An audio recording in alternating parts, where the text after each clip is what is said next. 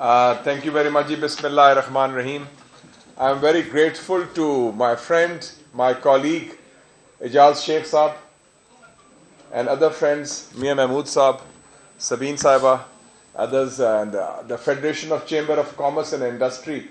for taking this very timely initiative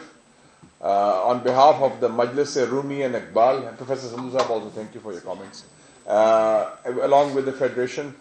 to focus on Allama Iqbal, who is a symbol of knowledge, who is a symbol of unity, and who is a symbol of communication among not just the Muslim Ummah, but all of humanity, especially the oppressed who are there. The oppressed of Kashmir, the oppressed of Palestine, and all other oppressed. And he is a symbol of resistance and dignity in a time when he's inspiring the most oppressed, and the most oppressed are the political prisoners in Indian occupied Kashmir, led by the great Yasin Malik Saab, jinki Begum Sahaba hamare saath maujood hain. We are proud of Yasin Malik Saab. We are proud of the Mazloom of occupied Jammu and Kashmir, who are fighting against Indian expansionism, who are fighting against the Hindutva crowd, and who have said no to occupation. And we are proud of Mishal Hussain Malik Saiba and her sister Sabeen Saiba, जिन्होंने ये जो शमा है आज़ादी की, उसको जलाए रखा है. And today the world has changed. I am very hopeful that in 2025, when Pakistan joins the UN Security Council, the cause of Kashmir will be further expanded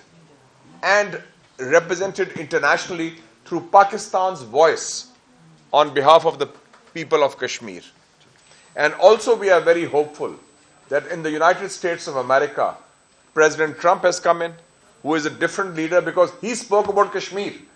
And he said he is willing to talk on mediation on Kashmir. So we also expect the United States of America, under the administration of President Trump, to focus on that. And another change is that in South Asia, India today is isolated, especially after the student revolution in Bangladesh, in Maldives, in Sri Lanka, and in Nepal. All over, India is the only country which is outside the mainstream. All these small countries of South Asia, who are brotherly countries of Pakistan, they speak with one voice against hegemony,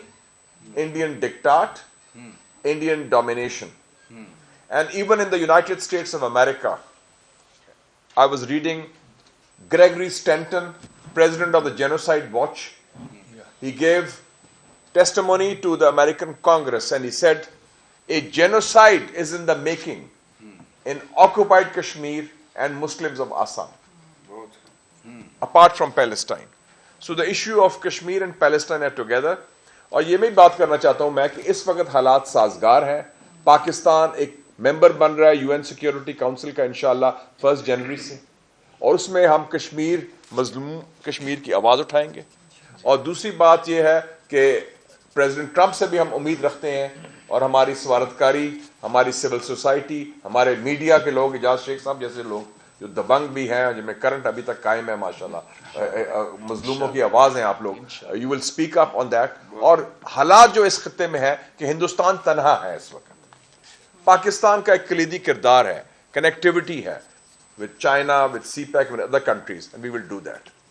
اور آخری بات میں کرنا چاہتا ہوں کہ میرا خود جو ذاتی تعلق ہے, خیر میں سیالکوٹ کی پیدائش تو ہوں ہی, اس کے علاوہ میں کہنا چاہتا ہوں کہ میں نے علامہ اقبال کے بارے میں سیکھا اپنے والدین سے, خاص طور پہ میرے والد محترم کرنل امجد حسین سید صاحب,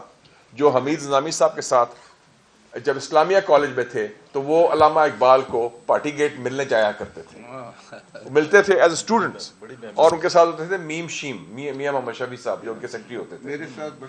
بڑا تعلق تھا والد صاحب کا. اور علامہ اقبال نے ان اسٹوڈنٹ کو, اس میں بھی یہی گفتگو ہوتی تھی, ہاں جی کی ہونا ہے دسو. علامہ اقبال کو شوق تھا یا انگریزی میں بات کریں یا پنجابی چ, تو انہوں نے کہا کہ بتائیں کیا ہونا ہے, حالات بڑے خراب ہیں, مایوسی جو سے ہم بات کرتے ہیں. انہوں نے کہا منڈے ہو, یہ علامہ اقبال نے میرے والد صاحب کرنل امجد حسین سید صاحب اور حمید نظامی کو کہا منڈیو وہ کہہ رہے تھے آپ سے رہنمائی لیں گے کیونکہ اصل پلوان لندن وچ بیٹھا ہے وہ نام ہے بیرسٹر محمد علی جناح اور انہوں نے یہ بھی کہا کہ میں نے ان کو خط لکھا ہے وہ واپس آئیں گے 1934 کی بات کر رہا ہوں میں فالو ہم بلائنڈلی انگریزی میں کہا علامہ اقبال ہے منڈیو فالو ہم بلائنڈلی اور پھر Allama Iqbal was president of the Punjab Muslim League اس وقت تو 1937 میں جب لکھنؤ سیشن ہوا 13 اکتوبر 1937 کو تو انہوں نے دونوں منڈوں بلایا میرے والد صاحب کو اور حمید نظامی صاحب کو کہا یہ خط لے کے جائیں آپ 7 اکتوبر کو خط لکھا انہوں نے آن پیلسٹائن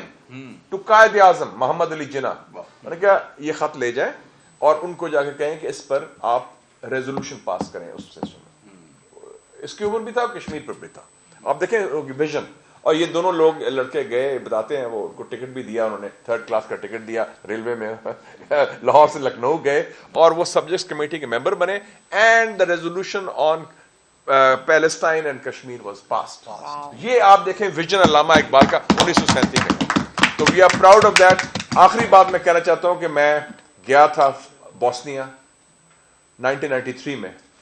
اور ہم نے پاکستان اس وقت میاں صاحب پرائم منسٹر تھے پہلا ملک تھا جس نے سپورٹ کیا بوسنیا کے مسلمانوں کو ہتھیار بھی دیے ان کے صدر نے ہمیں یہ کتاب دی ایک Islam between East and West Alija Izetbegovic نے اس میں لکھا تھا dedicated to the memory of doctor Muhammad Iqbal poet of the East تو علامہ اقبال کا امپیکٹ دیکھیں ادھر سے ایران سے آتا ہے ان کا رہبر سید علی خامنائی وہ فارسی میں تقریر کرتا ہے لاہور میں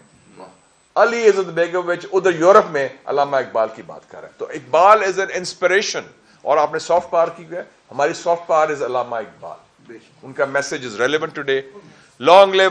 آزادی Kashmir long live Pakistan Kashmir solidity